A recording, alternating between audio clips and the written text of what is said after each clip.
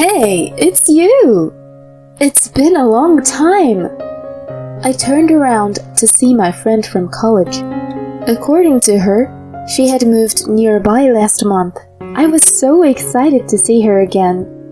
We had a casual conversation and I introduced her to my husband, who was shopping with me. Then my friend said happily, "What a surprise! Our kids go to the same school!" "What? Kids? It's great that your husband helps out with parenting. I'm so jealous." "We actually don't have any kids." "What?" There was an awkward silence. I had no idea what she was talking about. But other day, my friend told me something so unexpected, and this caused a big rift in our relationship. My name is Mary Miller. I am 33 years old. I have loved drawing since I was a child, and after graduating from college, I went to a design school. Though I got a job at a production company, I was unable to do the work I wanted to do. So I started receiving paid commissions for illustrations online. Then, one of my illustrations got a good response and the requests started pouring in. I began to receive requests for stickers for a messaging app, so I decided to quit the company and began working freelance. At the time, my family fiercely opposed my decision to quit the company, but I was able to follow through with my decision thanks to Shane. Shane was my boyfriend then and my husband now. I met him at work when I was an office worker, and we started dating. He knew that I wanted to become an illustrator, and he gave me some advice when I didn't know what to do. "If you miss this chance now, it may never come again. And you're just going to give up like that?" "But my parents are against it." "I mean, if you don't want to do it, I'm not going to force you to. But there are people out there who want to do something but never get the chance, you know." "People who don't get a chance?" "Yeah, but in your case, opportunities came to you by itself. I think it would be a waste to let it go." Shane's words woke me up. He is right when he says opportunities rarely come by itself. I would be a fool to miss it. Thus, over the objection of my parents, I quit my job and became a freelance illustrator. Despite my anxiousness, my message app sticker won the top spot in weekly sales. My DMs were flooded with paid commissions, and I quickly surpassed my salary as a company employee. Around then, Shane proposed to me and we got married. I became a married couple with the man I love, who supported me when I was struggling. We have been married for 4 years now. We don't have children yet, but we are living happily with each other. Many things have happened in the past 4 years. The characters that I drew have been made into merchandise and picture books. I even collaborated with a store to have the characters' design used on their product packaging. Each time, my husband's smile was even happier than mine. "Mary, you're amazing! I went to the store today and saw your illustration on a package of chocolates. They launched today, so I have a bunch of samples here." "Samples don't do it. You have to go to the store to buy these." "Shane, you're so over the top." "No, I'm not. My wife is a popular illustrator, you know. I have to make sure I get these things as your biggest fan." My husband carefully peeled off the package off the chocolates and stuck it on the wall. "Tomorrow I'll go buy another kind," he says happily. When I see my husband happy like this, it makes me happy too. Of course, I started this job because I love to draw. Still, without Shane, I wouldn't have been able to do the work I love today. Because of his encouragement, because of his support, he is the reason why I can live my life happily now. I can't thank my husband enough. I want to repay him as much as I can. That's what I thought every day. I haven't had a whole day off recently due to my work, but I finally got everything settled that day. My husband also has the day off tomorrow, so I wanted to go somewhere together. So I immediately suggested that to my husband when he got home. Hey, Shane, do you have any plans for tomorrow?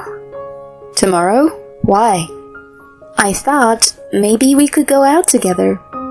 I work from home, so you always go out for me on your days off, right? Well, I figured you wouldn't get as much done if I was home. Even on his days off, my husband is very considerate of me and leaves the house. I don't care who's there, and I'd be more than happy to see him at home. I can't deny his consideration because he seems to be caring for me in his own way. It's been a long time since we've had a day off at the same time like this. I was eager to go out for a change, so I thanked him. Thank you for always being considerate.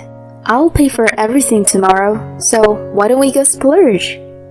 Oh, well, tomorrow is a bit... What? You're off work, right?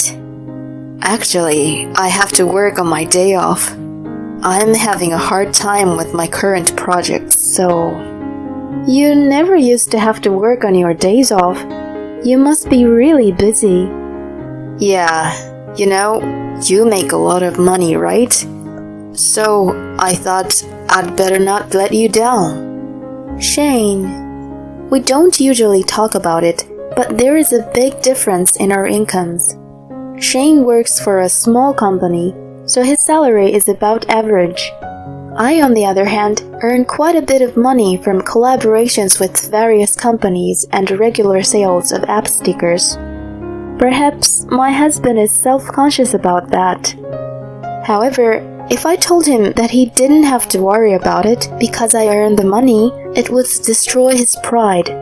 If he wants to quit his job and become a house husband, that's fine.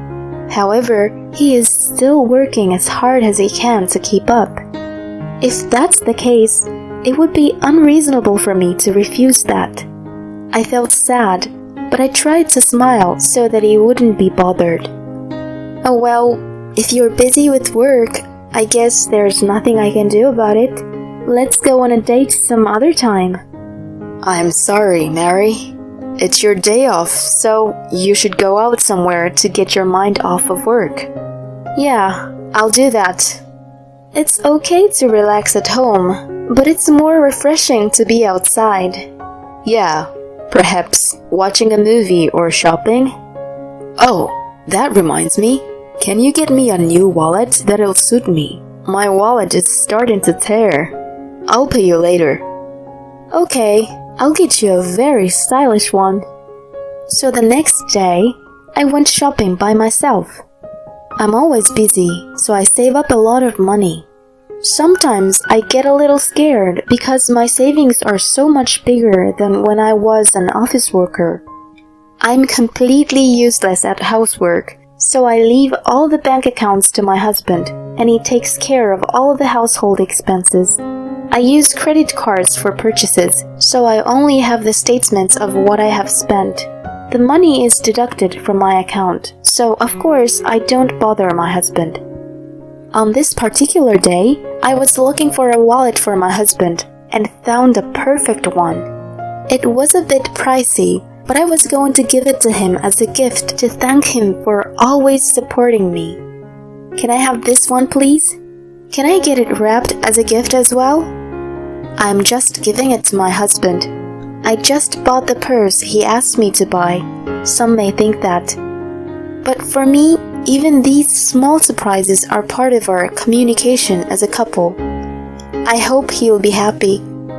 With this thought in mind, I went home. However, my husband didn't seem to come home, and after 10 p.m., I received a message that he would be working overnight.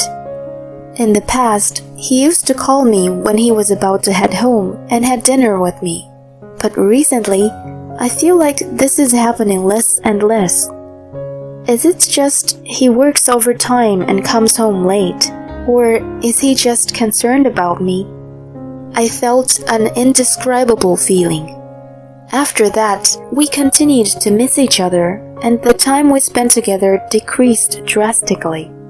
I couldn't even give him the wallet I had purchased for him. Then one day, my husband asked me if I wanted to go shopping with him out of the blue.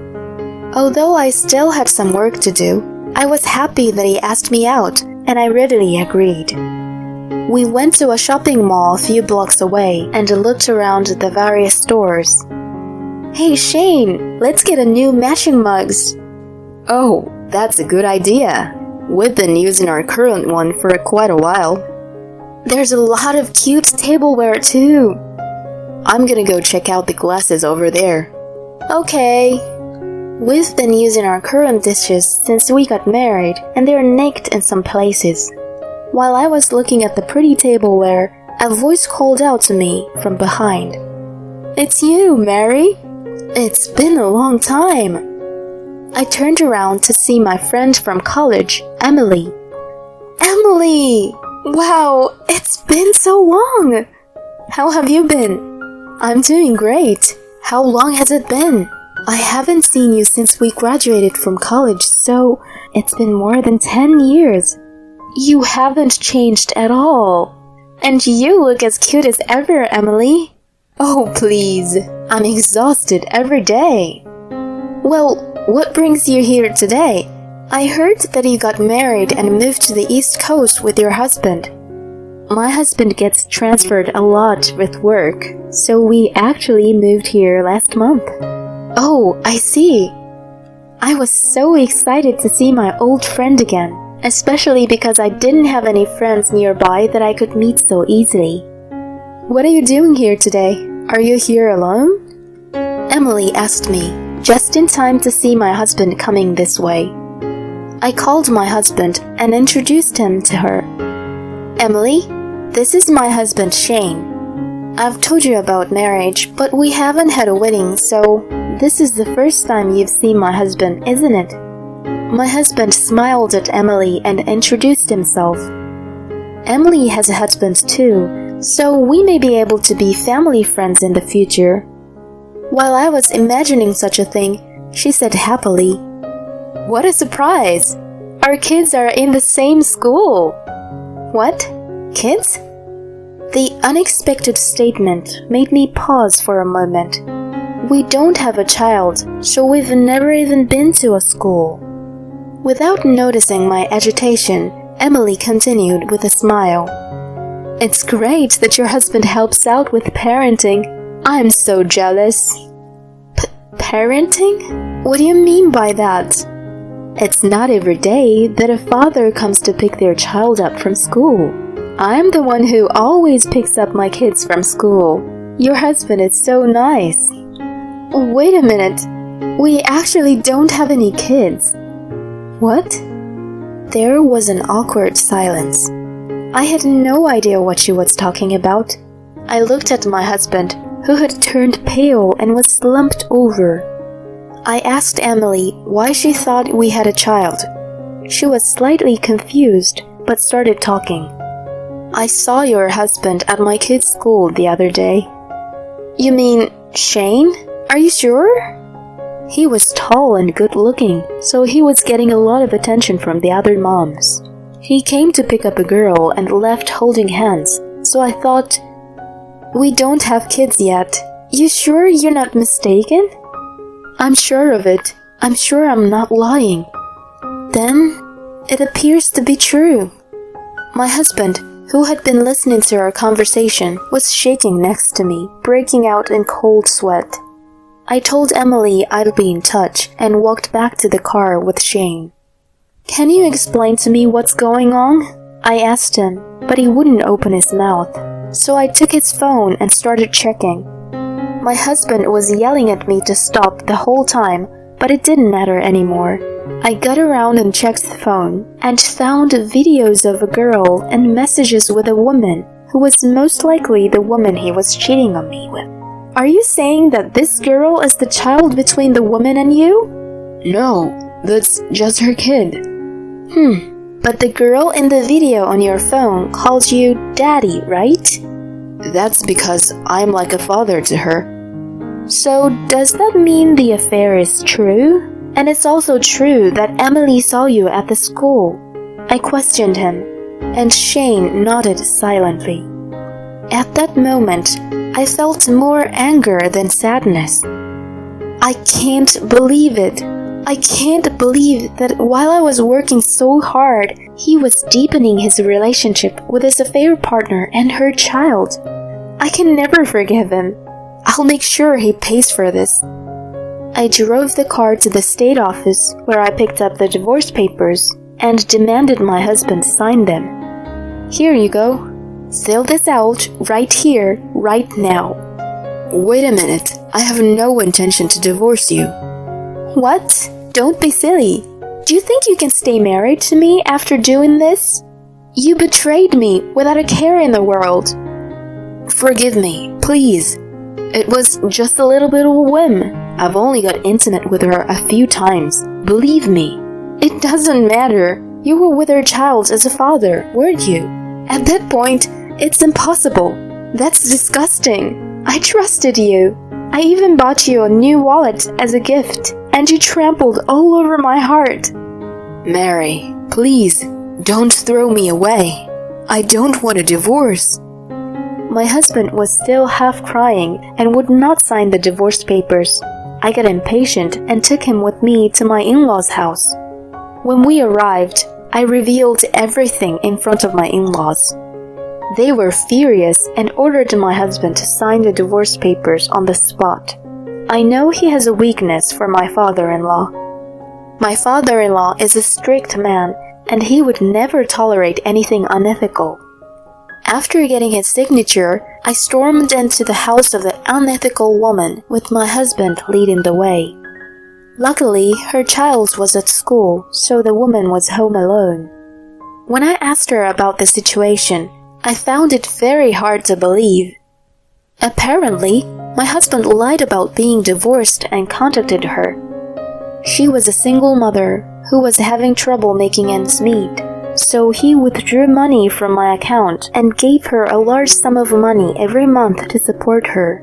He lied to her that he worked for a major company and gave her money that he falsely claimed was his salary. When I told her that all of this was a lie, she glared at my husband with a disdain and told him to never show his face again. She, too, was in a way a victim of my husband. Thus, my husband was easily dumped not only by me, but also by the woman with whom he was having an affair. We later filed for divorce and our marriage ended. I declared alimony for the affair, as well as a total of $20,000 that he withdrew from my account without my permission. As for the affair partner, she did not know my husband's true identity, so I did not claim any compensation. On the contrary, she contacted me right away and said she wanted to return the money. Apparently, she had been saving the money Shane had given her every month without spending it. I gratefully accepted the money. Shane, now alone, paid my alimony in one lump sum and was in debt. He had no support from his parents, and after moving to a studio apartment, he was living a much poorer life than before. He lied, cheated on his wife, and spent his wife's money without permission. He deserved it. I, on the other hand, bought a new apartment and a new room to work in. I see my friend Emily regularly, and we talk about many things. If I had not met Emily that day, I would still be cheated on. She felt sorry for me, but I can only thank her. I am going to enjoy my life from now on to make it even better.